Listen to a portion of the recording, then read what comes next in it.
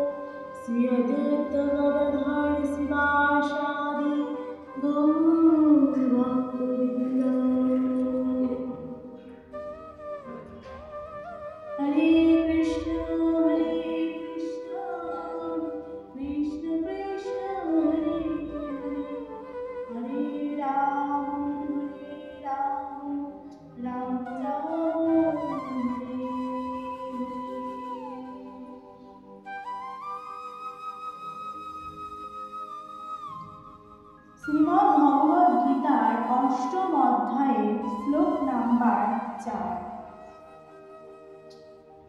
অধিভূতং খলভাবং পুরুশ্চাধিদৈবত্যং অধিযজ্ঞোহমেবাত্রং দেহে দেহভৃত্যং বরং। অনুবাদ: হে দেহশ্রেষ্ঠধারী, হে দেহধারী শ্রেষ্ঠ, নশ্বর জড় প্রকৃতিতে বলা হয় অধিভূত। সূর্য চন্দ্র আদি সমস্ত দেবতাদের সমষ্টি রূপ বিরাট পুরুষকে অধিদৈব বলা হয়। আর দেহাদিদের দেহান্তর্গত অন্তর্যামী রূপে আমি শ্রী অধিযজ্ঞ তাৎপর্য। সর্বক্ষণই প্রকৃতির পরিবর্তন হচ্ছে। জড়দেহ সাধারণত 6টি অবস্থা প্রাপ্ত হয়। তার জন্ম হয়, বৃদ্ধি হয়, কিছুকালের জন্য স্থায়ী হয়, প্রজনন করে, ক্ষীণ হয় এবং অবশেষে বিনাশ প্রাপ্ত হয়। এই জড় প্রকৃতিতে বলা হয় অধিভূত। এক সময়ের সৃষ্টি হয় এবং কোনো এক সময়ের বিনাশ হয়। ভগবানের বিশ্বরূপ যাতে সমস্ত দেবদেবীরা তাদের নিজস্ব লোক ও সম্প্রিয় অবস্থিত, তাকে বলা হয় অধিদৈবত্ব। আর ভগবান শ্রীকৃষ্ণের আংশিক প্রকাশ পরমাত্মা, যিনি অন্তর্যামী রূপে প্রতিটি জীবের হৃদয়ে বিরাজ করেন, তাকে বলা হয় অধিদৈব। ত্রিলোকের শব্দটি বিশেষ গুরুত্বপূর্ণ, কারণ এই শব্দটির দ্বারা ভগবান এখানে দৃঢ়ভাবে প্রতিপন্ন করেছেন যে এই পরমাত্মা তার থেকে অভিন্ন। পরমাত্মা রূপে ভগবান প্রতিটি জীবের সঙ্গে থেকে তাদের কার্যকলাপ পর্যবেক্ষণ করে চলে এবং তিনি তাদের বিভিন্ন চেতনার উৎস পরমাত্মা জীবকে স্বাধীনভাবে কর্ম করার সুযোগ দেন এবং তার কার্যকলাপ পর্যবেক্ষণ করেন।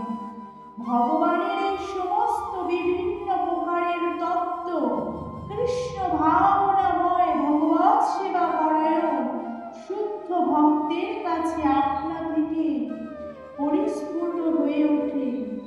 ভগবত ভক্তির প্রাথমিক স্তরে স্থিত কনিষ্ঠ ভক্ত আদি দৈবত্ব নামক ভগবানের সুমহান বিশ্বরূপের ধ্যান করে, কারণ তখন সে ভগবানের পরমাত্মা রূপকে উপলব্ধি করতে পারে না।